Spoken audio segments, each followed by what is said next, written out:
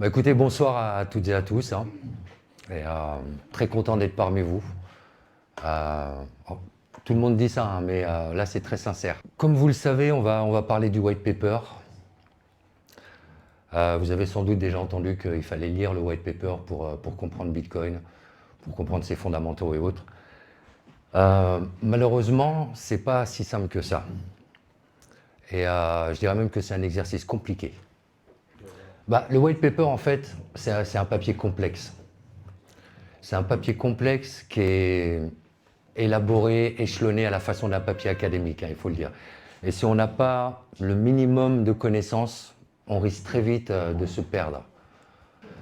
Donc bon, en tout cas, tout ça pour dire que ce soir, je viens proposer un petit peu une approche différente, qui est une approche non pas technique, mais historique. Et ça devrait nous permettre quand même de mieux cerner certains concepts qui sont difficiles à comprendre quand on n'a pas les connaissances techniques. Et ça rend tout ça, de toute façon, beaucoup plus accessible au niveau de la compréhension. Le papier, il n'est pas si simple que ça. Et l'approche dont je vous ai parlé, on va la faire en se penchant sur les sources de Satoshi, qui sont les références qu'il nous a laissées. Et on va voir un petit peu leurs fonctions historiques. On va voir dans quel contexte Satoshi les a citées et quelles sont vraiment leurs implications dans Bitcoin. Oui, il y en a. On voit que les références sont minimales, il n'y en a que 8. Et ça, c'est pas fréquent dans des papiers de niveau, on peut dire, académique, comme celui de ou revue scientifique, ça dépend, comme celui de Satoshi. Et en fait, sur 12 paragraphes, les mentions ne sont que dans 5. Que dans 5 paragraphes. Donc, pareil, ça ne fait pas énorme. Il y en a qui sont regroupés en une seule. Et on voit que toutes les mentions qu'il fait sont très brèves. Il n'y a aucun détail technique de données, aucune explication sur les mentions dont il fait référence. Donc pareil, ce n'est pas quelque chose de très fréquent. Et on retrouve plus ça dans la communauté open source. Au niveau académique, on aime bien justement dès qu'on fait une affirmation, dès qu'on énonce un concept, sourcer, voire sursourcer. Ça amène un peu de crédit et ça montre qu'on connaît le champ antérieur du domaine qu'on est en train de développer. Donc, c'est pas comme ça avec Satoshi et ça se rapproche plus de ce qu'on retrouve dans la communauté open source. On peut croire à un moment donné même qu'on est face à quelqu'un qui est à court de citations. Et j'appuierai un petit peu sur ce point-là un peu plus tard. Donc, et ça se retrouve d'ailleurs dès la première mention, la première référence, qui est celle de Weidai et du Bimoni. Alors, j'en ai pas mal parlé dans mes podcasts, hein, pour ceux qui connaîtraient, ça a été un élément déclencheur. Ce qui est intéressant avec cette citation, c'est qu'on connaît son histoire, on sait comment elle s'est retrouvée ici, on peut retracer le cheminement qui l'a amené jusque-là. Et ce qui pose question, c'est que Satoshi ne connaissait pas Weidai ni le Bimoni 2 mois avant le post du white paper. Et il l'a dit textuellement à Adam Back, hein. Il a dit, quand Adam Back lui a souligné justement les similitudes, il a dit « Merci, je ne connaissais pas, je vais le mentionner dans mon papier ». Et ça peut sembler un peu hâtif, surtout quand on voit dans quel contexte il a été mentionné. Alors ça, c'est le passage où il est mentionné, Weidai, donc c'est le passage qui concerne les transactions. Il explique pourquoi, en fait c'est une justification de pourquoi il va publier toutes les transactions comme un rouage qui fait partie du mécanisme qui va lutter contre la double dépense. Ce n'est pas juste la publication qui le fait, mais ça en fait partie. Et comme on peut le voir, il mentionne à un moment donné dans le modèle d'un émetteur central de monnaie, ce dernier, au courant de toutes les transactions, et décider qui arrivait en premier. Pour accomplir pareille tâche sans tiers de confiance, les transactions doivent être annoncées publiquement. Alors dans d'autres traductions, on dit si on veut faire la même chose sans tiers de confiance, il faut publier toutes les transactions. C'est peut-être plus juste. Le modèle d'émetteur central de monnaie est la référence au Bimoni en fait. Et dans la version anglaise, il appelle ça Satoshi. La chose qu'on peut voir, c'est que le seul point commun, en fait, c'est que les deux les deux systèmes sont au courant de toutes les transactions. Et le B-Money n'était pas le seul hein, dans ce cas-là non plus. Il y avait beaucoup de protocoles chaumiens où justement l'entité centrale qui les gérait était au courant de tout ce qui se passait. Donc voilà la raison pour laquelle il s'est trouvé ici. Ça peut être mis en question. Il n'y a pas de détails techniques de données, il n'y a pas d'affiliation non plus. Et c'est vraiment un exemple, voire un contre-exemple, on peut presque dire même. Un contre-exemple centralisé en fait. Il dit, bah voilà, ils font comme ça, nous on va faire comme ça. On va publier toutes les transactions. Et on reviendra plus tard sur cette publication de toutes les transactions où on va voir ce que je pense a inspiré justement cette fonction.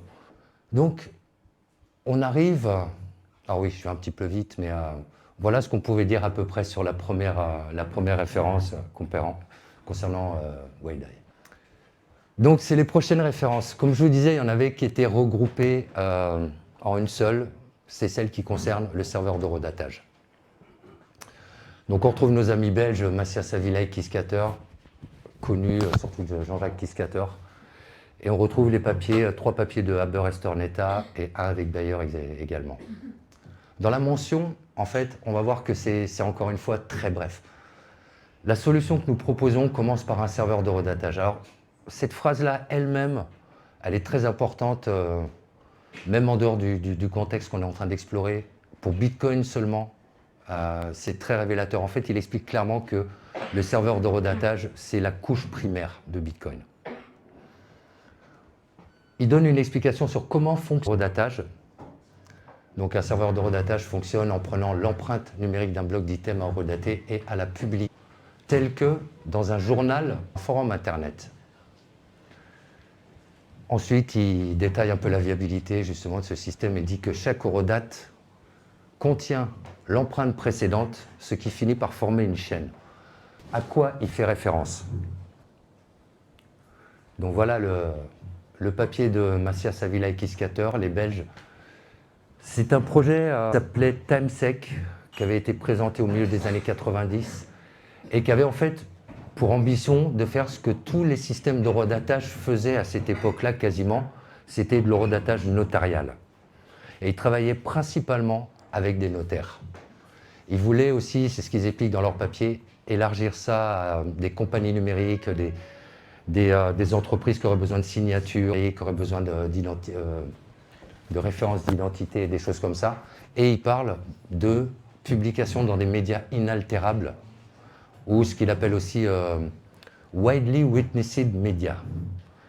Donc, pardonnez l'accent, mais la version anglaise, elle est un petit peu compliquée à traduire, mais voilà, il parle de ce thème-là. Pourtant, ce projet, il a duré de 96 à 98, et en fait, l'eurodatage s'est fait entre 2 universités. Et je pense que c'est à ça que Satoshi fait référence quand il parle de forum Internet, parce que le domaine du forum Internet, au niveau de l'eurodatage, j'ai rien trouvé. Là où on peut aussi se poser un petit peu de questions, c'est que ce projet, c'est vraiment une copie qui avait déjà été réussie aux États-Unis et qui était le projet de Haber et Stornetta qui suit. Mais ça n'a apparemment pas fonctionné de manière, et il y a un rapport en 1999, un rapport final, qui le présente comme un succès académique, mais qui n'a pas reçu d'adoption en fait derrière. Là pour ce papier, on arrive à celui de Haber et Stornetta, qui est juste le papier dont s'est inspiré TimeSec, ils sont largement mentionnés dans les références. Jean-Jacques Kiskater a dit lui-même qu'il était ami avec Stuart Haber, alors Haber à droite et Stornetta à gauche. Et c'était à l'époque où ils travaillaient encore chez Bell. Ils ont fait leur société après, en 95, sortie. Et c'est ce qui a donné lieu au premier hash de redatage sans registre central. Et c'est ça qu'il faut vraiment bien comprendre. Alors c'est le Belcore Timelink, hein, j'aime beaucoup le nom. Ils appelaient ça comme ça. Ils publiaient le hash, la valeur d'un arbre de Merkel où ils avaient accumulé tous les items. Et à cette époque, les systèmes de redatage dépendaient forcément d'une entité centrale. Et ça impliquait une grande part de confiance. Ils avaient toujours ultérieurement de modifier des dates. Donc, ce n'était pas dans leur intérêt, sans doute ils ne le faisaient pas, mais c'était possible. Et ça, dans certains cas, ça posait problème. La méthode de publication dans un journal était déjà pratiquée depuis le début du XXe siècle pour éviter l'antidatage de documents ou d'événements. Et c'était déjà pratiqué. Sa force, c'est qu'elle est vérifiable à une large échelle. Et un gars à l'autre bout du pays peut vérifier. Un autre gars encore à l'autre bout du pays peut vérifier 4 heures. Donc ça rend n'importe quelle publication qu'on fait dans un journal infalsifiable rétroactivement, quoi. Et ça, c'est voilà, c'est au moins une idée de génie. Enfin, de mon point de vue, c'est ce que ça a été. Parce que dès la deuxième donc les hachages, ça c'est les publications de la valeur racine. Dès la deuxième publication, dès le deuxième hash, ils avaient la garantie que tous les qui sont horodatés dans ce bloc l'ont été dans la semaine qui sépare ces deux haches. Et au prochain hash, encore une fois, au prochain une fois, vérifier même ultérieurement, puisqu'ils avaient un système de numérotage qui est vraiment très similaire à la hauteur de bloc dans Bitcoin. Et c'est pareil, c'était linéaire, irréversible, unidirectionnel. Et oui, ça pour moi été des sources d'inspiration. On retrouve justement cette publication à large échelle qui ressemble énormément à il faut publier toutes les transactions pour qu'elles soient à peu près n'importe où. Et c'est ça qui garantit ce côté infalsifiable. Alors, ils avaient mentionné à Burrest Ornetta dès la conception ce concept de chain of timestamp. Et les Belges mentionnaient, eux, la temporal chain. Donc, ils savaient déjà qu'ils jouaient avec le temps, en quelque sorte. Et cette notion de chaîne, oui, on peut dire elle est apparue dans les années 90, au tout début, dès la conception. Et ils ont commencé à comprendre ça. Ce qu'on appelle aujourd'hui des blocs, ça s'appelait des rands à l'époque. Et c'était en fait, ils le visualisaient d'une toute autre manière puisque ça durait une semaine. Donc, c'était pas pareil avec les 10 minutes de bloc qu'on connaît aujourd'hui.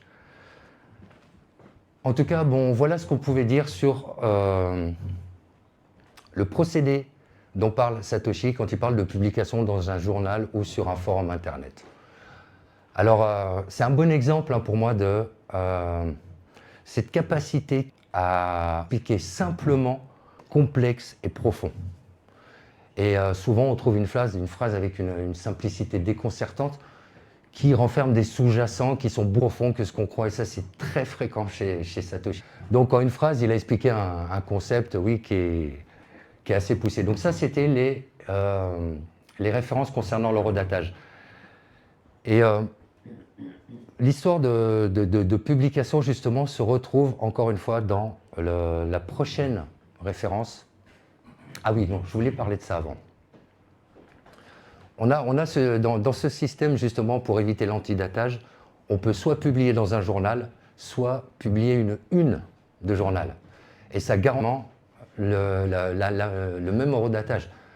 Donc il a mentionné le nom du jeu de Time, 03 de 2009, la date, mais c'est la une du journal qui garantit que ce bloc n'a pas pu être produit avant le 3 2009.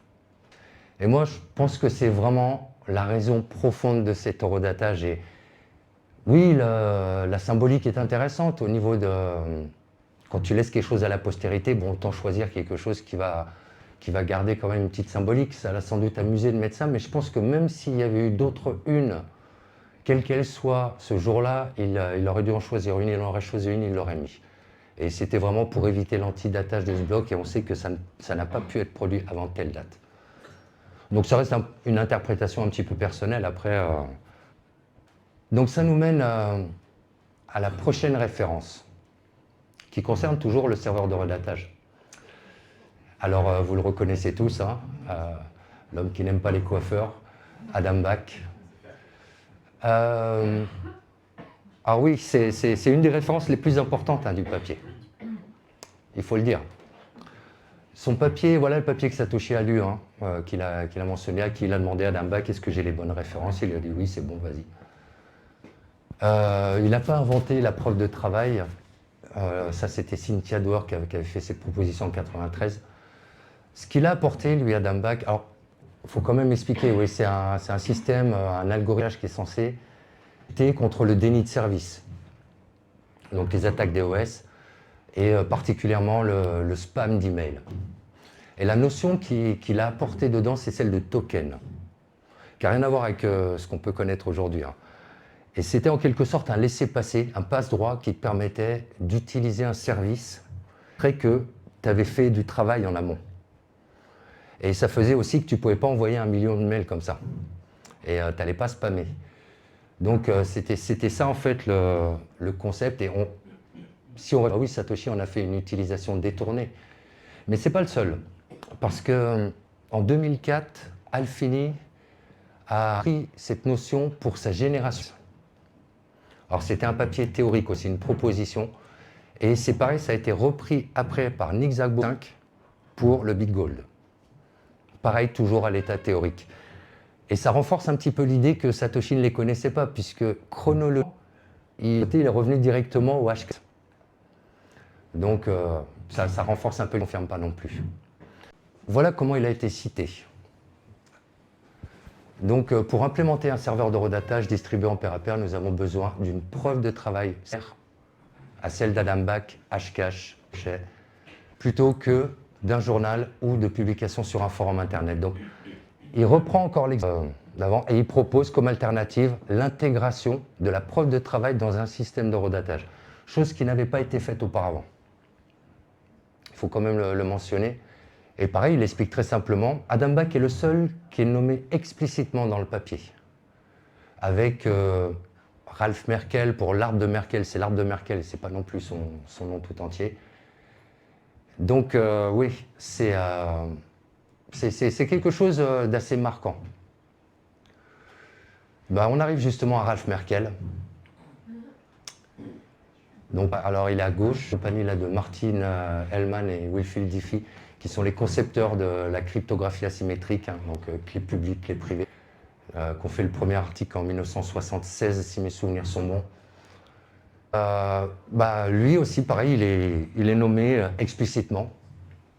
Alors voilà la présentation de son papier de 1980 à Auckland. C'était l'arbre qu'on appelle l'arbre de HH, qui est l'arbre de Merkel, hein, comme on l'appelle maintenant, qui est une structure hiérarchique qui permet de vérifier l'intégrité d'un ensemble avec une seule empreinte cryptographique.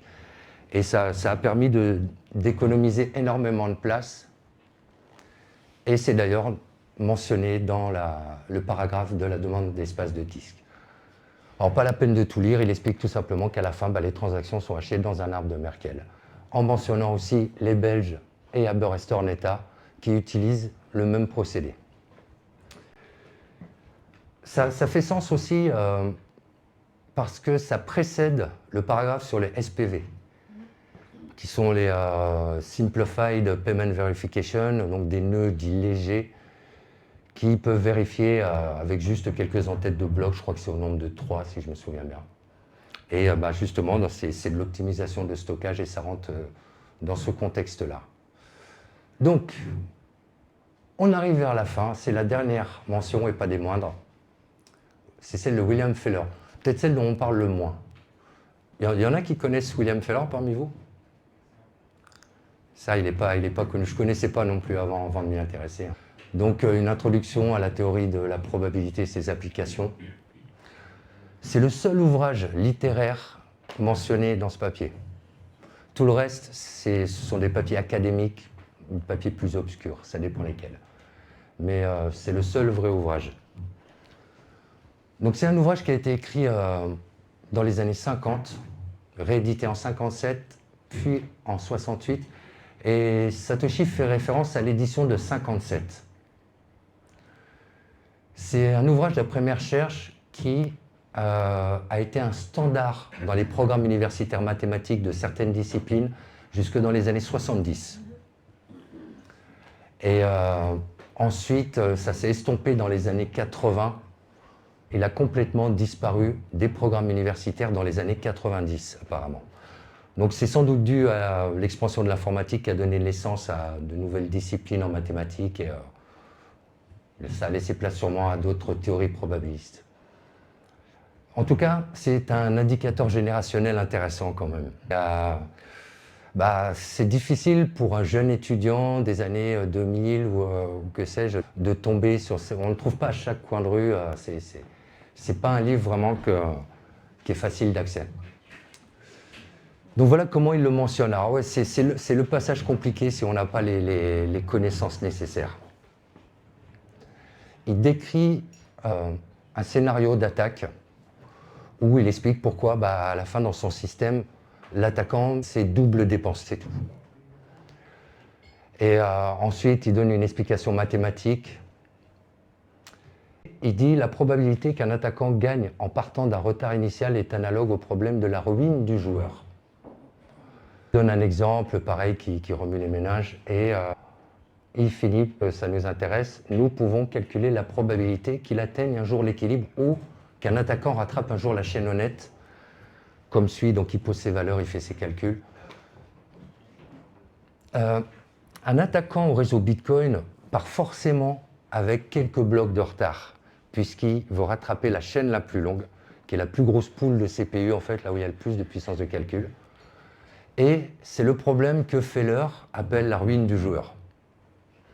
Et il a fourni dans son ouvrage une formule, justement la probabilité avec un retard initial dans un modèle donné. Et c'est cette formule que Satoshi a utilisée pour faire son calcul et avec laquelle c'est la version, et avec laquelle en fait il a démontré que même avec une part significative du réseau comme 30%, en fait la probabilité que l'attaquant rattrape un jour la chaîne la plus longue diminue exponentiellement au fur et à mesure que la chaîne s'allonge et qu'elle rajoute des blocs. Et ça crée à un moment donné un point d'équilibre qui fait que ça reste quelque chose de... Mais ce qu'il faut retenir, c'est qu'il a donné ses explications mathématiques et il a fait une démonstration mathématique à la fin de son scénario d'attaque. Et ça, c'est pareil, c'est quelque chose qui relève plutôt d'un niveau académique où on termine justement par des démonstrations. Donc c'était la dernière référence. Et j'espère que, comme pour moi, ça vous a un petit peu éclairé sur certains sous-jacents qu'il y a dans des explications ou des références historiques qu'on peut avoir, qu'on mentionne souvent, sans forcément savoir comment ça fonctionne derrière ou ce qui en est. Donc c'était un petit peu le but de cette présentation. Et j'arrive à la fin, là. Ce qu'on peut retenir, c'est qu'en fait, il y a deux mentions qu'on peut considérer comme des emprunts clairs. C'est le Hashcash de Adam Back et l'arbre de Merkle. Les mentions concernant le serveur d'eurodatage, c'est plus discutable parce que ce n'est pas dit explicitement, mais quand on approfondit le procédé, on se rend compte qu'effectivement, il y a une affiliation qui est là et on retrouve des choses comme la hauteur de bloc, on retrouve des choses, tout ce qu'on appelle alors sur le serveur d'eurodatage. Mais ce n'est pas non plus explicite. Et concernant les deux dernières, pour être honnête, elles auraient pu ne pas être là, ça n'aurait rien changé. Par exemple, Adam Back ne lui aurait pas parlé du Bimoni, on aurait eu 7 références dans le papier, mais globalement, le corps du papier n'aurait pas changé. Ça, c'est sûr. Et pareil pour ce qu'il en est de la référence des Belges, qui sont en fait une inspiration de ce qui a déjà été fait par Abeta. Et c'est vraiment par rapport au principe d'Aber-Estor-Neta que ça a été. C'est pour ça que moi, à des moments, j'ai l'impression de quelqu'un qui est à court de citations. Et je ne veux pas dire qu'il saute un peu sur la première, mais avec Adam Back, ça s'est quasiment passé comme ça. Il lui donne une référence, tiens, ça ressemble à ça, ok, je vais le citer. Et voilà, c'était un petit peu un aspect que je voulais souligner, quoi. Donc oui, Bitcoin, innovation ou pas alors? Parce qu'on a toujours l'habitude de c'est pas une innovation, Bitcoin. Mais quand même, si on regarde le système d'eurodatage qu'il a fait avec l'intégration de la preuve de travail, on est dans un autre niveau d'ingéniosité. Et on l'a vu, il y a eu la date au bloc 0, le bloc Genèse, c'est la seule référence au rien. Le système de redatage qu'il a fait, il s'est même décorrélé du temps grégorien et il part dans une espèce de comptage linéaire, unidirectionnel, que c'est pas avant, quoi, en fait. Mais voilà, il est irréversible, il est imprenable, il est immuable et on en est arrivé là. Donc, moi, je me permettrais presque de parler d'invention à des moments, surtout quand ça concerne le système de redatage, qui est vraiment quelque chose d'unique pour moi, voilà, où j'ai pas encore vu ce qui a été fait à côté, je sais pas, je continue à chercher. Mais voilà, je voulais souligner quand même le caractère quand même très innovant de Bitcoin. On ne peut pas le nier. Et il n'y a pas énormément de choses empruntées. Ce qu'il a été, c'est même pas détaillé vraiment techniquement. Il passe de bref dessus. C'est très inhabituel. Voilà, c'est du Satoshi Nakamoto, donc il ne faut pas non plus être surpris. Donc bah, écoutez, j'ai fini. La chute va être un peu brutale. Je suis peut-être pas trop fort pour ça, mais je vais libérer vos cerveaux et arrêter ma capture cognitive. Donc voilà. Merci. Voilà. Vous pouvez encore l'applaudir. Ouais, bah.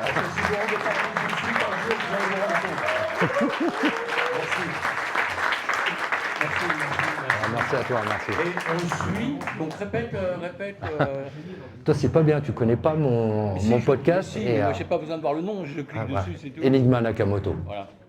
Moi j'avais une question par rapport à toutes ces références qui sont citées et par rapport aux autres publications sur le forum. Je sais qu'il y a des choses qui ont été dites sur le podcast. Est-ce qu'on arrive à situer à peu près où est-ce que Satoshi Nakamoto, d'où est-ce qu'il viendrait, de quel continent, quelle université? Je sais que c'est des choses que tu as pu évoquer et ça m'intéresse d'en reparler. Alors, non, on ne peut pas l'évaluer en fait. J'ai un podcast où j'ai parlé, par exemple, quand j'avais analysé un peu sous l'aspect économique par rapport à une phrase, où ressortait beaucoup des concepts de de l'école de Chicago. Donc des concepts d'anticipation des marchés et autres. Mais ce n'est pas non plus quelque chose qui est exclusif à l'école de Chicago non plus. Et ça ne certifie pas qu'il viendrait de ça. Il n'y a rien qui certifie de toute façon avec Satoshi. Le pays lui-même d'où il viendrait, ben non, à part son nom, il n'y a rien qui peut nous indiquer. Et tout le monde a pris pour acquis que ça, c'est forcément un pseudo. Mais quand il a posté son papier la première fois, les gars dans la niche, eux, ils n'avaient aucune raison de se dire que c'est un pseudonyme. Ça, on l'a compris que par la suite. Eux, ils ont vu un nom, c'était sans doute un développeur qui venait faire la démonstration de ses connaissances. Il met son nom, c'est un nom composé. Ça, c'est rare dans le choix d'un pseudonyme. Il met son nom normal, donc il vient chercher du boulot. Beaucoup, en fait. On s'est rendu compte que par la suite, que c'était pas ça. Et maintenant, dire sa nationalité, il y a le timestamping qui peut dire un peu, ou la une qui a été timestampée n'est sortie qu'en version papier en Angleterre. Et la version Internet n'était pas la même. C'était pas la même une. Ça, je l'ai lu sans vérification, par contre. Je préfère le dire quand même. Mais c'est ce que j'avais vu. Donc, est-ce qu'il était en Angleterre à ce moment-là? Il y a beaucoup de suppositions entre l'Angleterre et les États-Unis, en tout cas. Mais le nom, tu me donnes une petite ouverture pour développer un petit truc intéressant. C'est le nom. Moi, je pense qu'il n'a pas été choisi au hasard, parce que Satoshi Nakamoto, bon voilà, c'est identifiable immédiatement comme un nom japonais. Ce qui est intéressant, c'est que le Japon, depuis la Seconde Guerre mondiale, ni ne contribue, ni ne s'exprime sur conflit que ce soit. Faire une neutralité sur Terre. Enfin, il y a beaucoup de pays où on n'a pas la chance d'avoir réputation généralement. Le Japon, si. Dans l'imaginaire collectif, le japonais, c'est la discipline, c'est la rigueur, c'est le respect, c'est toutes ces choses-là en fait positives. Et c'est vrai que même si c'était juste, je sais pas, un fan de manga, puis il a pris ce nom-là, il pouvait difficilement faire mieux pour mettre. Et il se serait appelé Vladimir Rouskov ou Xi Jinping ou John Wick ou je sais pas. Ça aurait pu avoir un impact différent. Et pour moi, ça a été fait par souci de notion culturelle, sociale. Et il y a vraiment un but précis derrière ça, surtout que c'est un nom composé qui n'est pas du tout intuitif à lire. Moi, il m'a fallu pas mal de temps pour le retenir par cœur. Au début, quand je le répétais, je disais un peu n'importe quoi. Donc voilà, c'est pas quelque chose qu'on aurait choisi comme pseudo, comme ça, juste pour dire c'est cool. Ou, ça m'interroge dans ce sens-là, ou alors c'est un japonais, puis c'est son vrai nom, et c'est comme ça qu'il nous a leurrés, quoi, voilà. Bonsoir à tous. Juste concernant la nationalité réalité, je pense qu'il y a un indice quand même sur le white paper, qu'on voit que l'auteur utilise une adresse GMX. C'est comme si quelqu'un utilisait une adresse Wanadu et on disait il est asiatique. GMX, c'est que les Allemands qui utilisent, personne d'autre utilise. À l'époque, ouais, j'avais entendu ça. Ouais. Personne n'utilise GMX en dehors des Allemands. Parce que c'est extrêmement répandu, spécial. Personne n'utiliserait GMX pour des fonctionnalités qu'ils ne trouveraient pas ailleurs. Très peu de fonctionnalités, donc j'ai du mal à imaginer qu'il soit autre chose qu'allemand, qui n'ait aucun lien avec ne serait-ce que parce qu'il y a un GMX qui est connu que par les Allemands. Je ne vais pas avoir grand-chose trop à dire dessus. Après, il y a d'autres adresses. Il y a l'adresse Visto. Donc ouais, il utilisait plusieurs adresses aussi. Mais c'est vrai ce que tu dis, je l'avais vu aussi, que c'était quelque chose d'exclusivement utilisé en Allemagne. Ça, j'avais vu ça. Vas-y, Renaud. Oui, alors moi je reviens un peu au white paper, puisque c'est le sujet. Ouais, il paraît. Il y a toutes les fondations techniques de Bitcoin dans ce white paper, sauf une, j'ai trouvé, ça m'a toujours beaucoup surpris. Il parle à aucun moment de halving. Quel est ton avis là-dessus? Bah écoute, tu suscites une réflexion spontanée, c'est très intéressant. Et c'est vrai que tu viens de me faire remarquer qu'à aucun moment il parle du halving. Et ça a été développé, je pense que même dans le fil de discussion, de mémoire comme ça, il n'en parle pas non plus. Dans le fil de discussion qui a suivi. Et ça a été développé, que je le bien, c'est soit sur le premier post avec Peer-to-Peer Foundation, sur Peer-to-Peer Foundation, où il fait le calcul justement, il dit la première année c'est tant, les 4 prochaines années c'est tant, etc. Et il fait justement la description des halvings. Mais c'est vrai, tu as tout à fait raison. C'est pas mentionné. Bah écoute, le processus en lui-même, il n'est pas non plus décrit à 100% dans le web. Ça reste vraiment conceptuel. Hein. Ça a été posté à un moment où Bitcoin il allait être déployé que 2 mois plus tard. Hein. Et on est toujours dans le truc de la conception, mais ouais, c'est vrai qu'il n'y a pas ce processus de division. Et on peut se poser la question, là je suis sur le vif du sujet, c'est comment Al-Fini, après, il a théorisé ses bitcoins à 10 millions de dollars sans avoir l'indice du halving aussi. Tu vois, qui est vraiment le moteur principal justement de cette déflation ou désinflation, hein, selon chacun. Ouais, c'est une question très intéressante et il pousse encore la réflexion. Hein. Bon, c'est du Renaud, hein, comme d'habitude. Oui, donc merci pour toutes ces infos, parce que je ne l'avais jamais vu, je ne l'avais jamais lu, je le connaissais bien entendu, mais c'est intéressant parce que ça m'a évité. Il y en a énormément. Il y en a énormément. Donc j'avais une question qui me paraît importante, c'est que est-ce que c'est vraiment Adam Back qui a été l'inventeur du Proof of Work? Parce que pour moi, Proof of Work, c'est quand même ce qui a rendu possible Bitcoin, parce que tous les autres concepts avaient déjà été inventés auparavant, et c'est la combinaison du ledger distribué et du Proof of Work qui fait que c'est quand même une chose qu'on mentionne très très peu souvent concernant Bitcoin. Bitcoin est le seul, je viens de l'informatique, hein, c'est pour ça que je le dis, Bitcoin est le seul réseau informatique à ne jamais avoir été hacké depuis 17 ans. Je ne sais pas si vous vous rendez compte de ce que ça veut dire. C'est un truc de fou, c'est clair. Tous les serveurs du monde, y compris la CIA, la CIA, le FBI, NASA, tous les serveurs les plus sécurisés ont été hackés. Le seul réseau.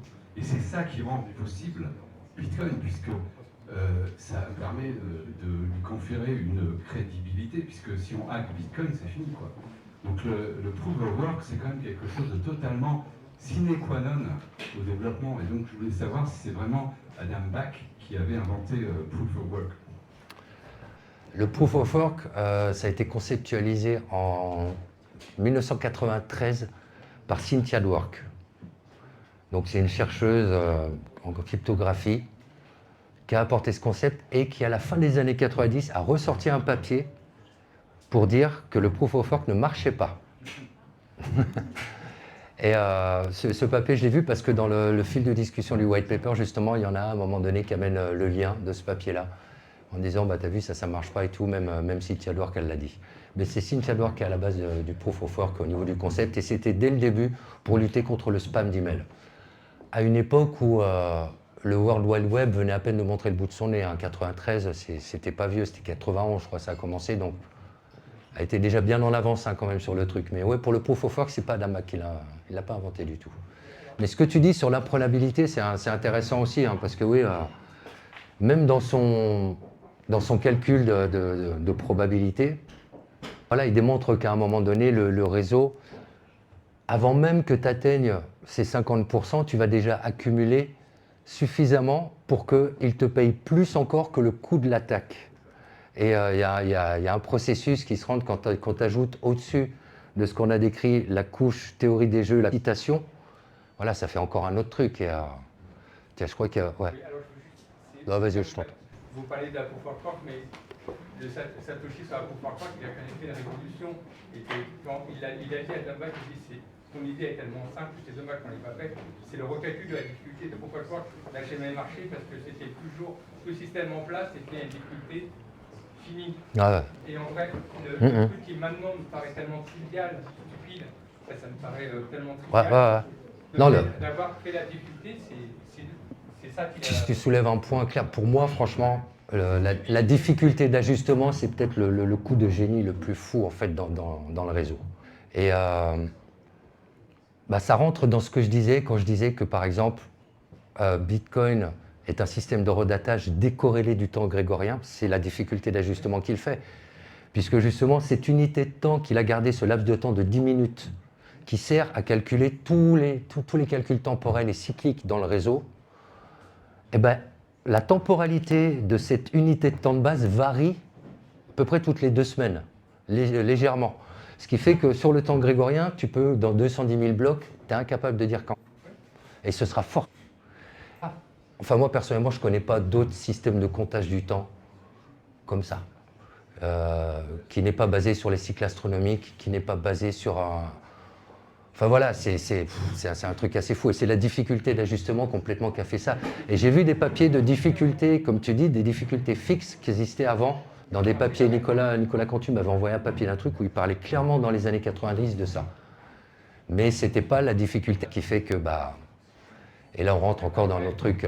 Par exemple, les solutions d'avant, quand on avait des difficultés, quand on regarde comment on t'a demandé, quand on avait des difficultés fixes, plus il y avait d'acteurs en jeu, un emballement de blocs était trouvé, et du coup les blocs se détruisaient entre eux. Ouais. C'était pas des blocs, la congruence se bouffait entre eux, et du coup le réseau s'écroulait parce qu'il y avait trop de solutions au même endroit. Ok. J'avais pas conscience à ce point-là du truc, mais tu es d'accord, par exemple, toi qui connais bien ce système-là, que la difficulté d'ajustement de Satoshi, le fait qu'elle soit variable, c'est ça qui change absolument toute la donne. Et il a résolu un problème, en fait, aussi comme ça. Donc ouais, c'est un truc, ça, je suis d'accord avec toi, ça. Oui, alors j'ai lu une démonstration que je n'ai pas complètement retenue, mais la solidité de la proof of work, ça repose en fait sur la physique, sur les lois de la physique, les lois de la thermodynamique en l'occurrence. Et en fait, en informatique, l'informatique c'est hackable, les lois de la physique ça l'est pas. Donc, vouloir hacker le Bitcoin en attaquant la proof of work, c'est impossible, puisque ça repose sur les lois de la physique. Ouais, je suis d'accord, moi, complètement. Il y a autre chose en informatique qui est assez connue, c'est les data diodes, pour ceux qui sont dans la cyber. Ça repose aussi sur les lois de la physique, et personne n'a jamais piraté un data diode, c'est impossible. Moi, je suis d'accord avec toi, mais quand on dit ça, on n'apparaît pas objectif. C'est le problème. Moi aussi, on ne peut pas prendre Bitcoin, c'est clair. Bon, maintenant, je me pose même plus la question. Mais on dirait, tu n'es pas objectif, si on peut faire ci, si on peut faire ça. C'est comme, on nous sort encore jusqu'à aujourd'hui, mais tu sais, l'attaque à 51%, c'est possible. Regarde les États-Unis, la Chine, si... Voilà, va lire le papier, quoi. Le gars, il a fait la démonstration mathématique. Après, tu es libre à toi de croire ou pas aux mathématiques, mais le gars a fait la démonstration mathématique. Et il y a encore d'autres aspects, souvent, qu'une fois que tu les as compris, tu te rends compte que oui, c'est vrai qu'il a instauré quelque chose qui fait que maintenant, on a dépassé un point d'équilibre qui rend quasiment le réseau imprenable. Et on sait qu'après, s'il faut repartir sur un autre algorithme de hachage, en cas de quelques problèmes, Le seul problème sera que les nœuds devront s'entendre sur le dernier bloc. Et le problème dans tout, c'est les humains. Donc, comme justement Satoshi, il a enlevé l'être humain parce qu'il savait que c'était lui le problème, donc il ne faut pas qu'il soit dedans. Quand il aura intervention dedans, c'est là qu'on verra un petit peu les dissensions et ainsi de suite, et patati patata, mais on n'en est pas encore là. Mais disons que même si tu casses les SSA 256, demain, si on s'entend sur le dernier bloc, on repart sur n'importe quel algorithme de hachage. Demain, je ne sais pas, attaque quantique. Si les attaques anti-quantiques ont suivi, comme ça se passe d'habitude, la dualité, bon, bah, les résistances évoluent au même niveau quasiment que les attaques, ou peu de temps après, on pourra repartir sur un algorithme adaptant. Voilà, bon, ça réplique. On attend d'y être pour voir comment ça va se passer, mais c'est vrai qu'avec tout ça pris en compte, on voit difficilement maintenant qu'est-ce qui pourrait arrêter Bitcoin. Sur le papier qu'a publié l'inventeur de la preuve de travail en 90, qui disait que ça ne marchait pas. Est-ce que tu l'as lu et quels étaient ses arguments pour dire que ça ne marchait pas? Ouais, non, j'ai pas lu même. C'est intéressant parce que peut-être que justement, Nakamoto, lui, il avait déjà eu cette vision-là et trouvé la solution pour faire en sorte que ça marche. Ouais, possible. Ouais. Ce serait intéressant de savoir quels étaient ses arguments. D'après moi, il a dû connaître ça avant. Avant, justement, qu'il a publié ce papier qui dit bah non, en fait, ça ne marche pas. Et assez trompé, de toute façon. Mais c'est comme pour, par exemple, l'introduction aux probabilités de Feller. C'est pareil, c'est un livre qui était plus ou moins passé à la trappe. Et il a montré que sa théorie de la probabilité était toujours viable en même temps. Donc, je ne sais pas, ça reste, est-ce qu'il les connaissait avant, mais vraiment, moi, je pense aussi qu'il a une connaissance de tout ça depuis très longtemps, quoi. Et il a décrit notamment, dans son annonce sur le Peer-to-Peer Foundation, il décrit beaucoup les problèmes des systèmes informatiques de l'époque, les problèmes qui ont été résolus par la cryptographie. Et c'est là où il dit sa fameuse phrase « on a besoin de ça pour l'argent ». Mais il avait une très bonne connaissance des systèmes informatiques des années 90 et du peu de protocoles qu'il y a eu là au niveau de la monnaie. Du coup, j'ai une question concernant l'adoption de Bitcoin. Je pense pour les majorités des gens, la beauté, c'est le fait de décentraliser. Mais en voyant le fait que maintenant, plus en plus, more and more instances, they start to adopt Bitcoin and more government. Est-ce que ça va changer la nature de Bitcoin? Très bonne question. À mon avis, non. Et je dirais même que ça va la renforcer pour moi. À partir du moment où un acteur, quel qu'il soit, il rentre dans Bitcoin, il devient automatiquement un défenseur du réseau. Et ça, que c'est choix. C'est dans les choix rationnels, logiques, dans les décisions stratégiques de rentabilité, tout simplement. Et la compréhension qu'ils ont, c'est que ce truc-là, il marche si on ne touche pas au consensus. Il ne faut rien changer, sûr. Et tout ça, c'est des éléments qui font que si tu veux maintenir cette rentabilité, tu es obligé de devenir, en quelque sorte, un défenseur de ça. Et c'est ce qui se passe sur énormément d'institutions qui se sont impliquées dans Bitcoin dernièrement. On l'a vu depuis BlackRock. Après, on a vu l'annonce. Pour moi, c'est le plus gros truc de fou. C'est l'annonce Bitcoin Act. Même si, je crois que ça n'a pas été le Bitcoin Act. Je ne sais plus, mais je crois qu'il n'est pas passé. Mais on sait que voilà, on va accumuler du Bitcoin, qu'on ne touche pas avant 20 ans. Et après, on n'extrait que 10% tous les 2 ans. Et quand tu te donnes une visibilité comme ça, c'est qu'on t'a donné une garantie sur la pérennité de l'actif dans lequel tu es en train de rentrer. Et ce n'est pas des gens qui prennent les choix, ils ont les meilleurs consultants financiers au monde. Et oui, effectivement, quand tu vois les plus grosses entités comme ça qui font ces choix-là, ça veut dire qu'il va se passer quelque chose uniquement. Mais s'accaparer Bitcoin, comme on le laisse penser souvent, s'ils ont compris Bitcoin, ils savent que ça sera avantage, ça va même être désavantageux. Et le mieux, c'est que Bitcoin continue à fonctionner comme il veut. Non, c'est la meilleure chose à faire, en fait. Donc c'est le modèle de théorie des jeux de Satoshi. Vraiment, il fait d'une manière que, voilà, à toutes les échelles, celui qui intègre Bitcoin, une maîtresse de la défense de Bitcoin, qu'il le veuille ou non. Ça reste un point de vue. Hein. Je sais que sur les institutions, il y a beaucoup d'avis divergents par rapport à tout ce qui pourrait se passer, mais fondamentalement, ils n'ont pas d'intérêt à aller à l'inverse de ce qui a fonctionné. Et ça, c'est l'équilibre de Nash, quoi. Il y a une stratégie qui fonctionne. Arriver avec ta stratégie tout seul, ça ne marchera pas. Tu cours à ta perte. Et cet équilibre, il est déjà installé dans Bitcoin depuis longtemps. Et n'importe qui intègre Bitcoin sait qu'à un moment donné, si ta stabilité se prolonge, il faut que le consensus soit préservé. Et ça, c'est des compréhensions que tous ont dans Bitcoin à un moment. Donc voilà, mais très bonne question, merci d'avoir. Si vous avez d'ailleurs une opinion sur le sujet des institutions, n'hésitez pas, parce que je pense qu'il y en a quand même qui ont une idée sur ça aussi. Hein. Tout le monde s'inquiète qui est Satoshi Nakamoto, mais je dirais que Bitcoin est mathématique, donc c'est un protocole. On n'a pas besoin de connaître Satoshi Nakamoto. C'est comme si je vous dis il faut connaître Pythagore pour le théorème de Pythagore, ou même Euclide pour utiliser la géométrie euclidienne. Donc à un moment donné, qui Satoshi Nakamoto? Non, il n'a aucun pouvoir sur aujourd'hui. Et il fonctionne depuis 17 ans aujourd'hui, donc il est là pour durer. Et la personne qui a conçu, peut-être un groupe de personnes qui a créé Bitcoin, il n'a aucun impact et on s'en fout. Voilà. Aujourd'hui, on utilise les mathématiques et on n'a pas besoin de connaître qui a inventé ces théorèmes. Ouais, complètement. Donc, voilà. Je suis d'accord avec toi à 100%. Et j'ai été amené à le dire un peu plus tôt dans une discussion. Bah, plus tu t'en connais sur Satoshi, plus tu te rends compte que tu ne sauras jamais qui c'était. En fait, c'est ça. Et plus tu apprends sur Satoshi, plus tu t'éloignes de toutes ces théories Internet, Nick Szabo, Len Sassaman et tout ce qu'on veut. Tu vois, plus tu mets ça de côté, parce qu'en fait, il n'y en a aucune qui apporte des preuves tangibles. C'est que du circonstanciel, uniquement. Ah tiens, ce jour-là, il s'est suicidé un mois après, ou c'est que des trucs comme ça.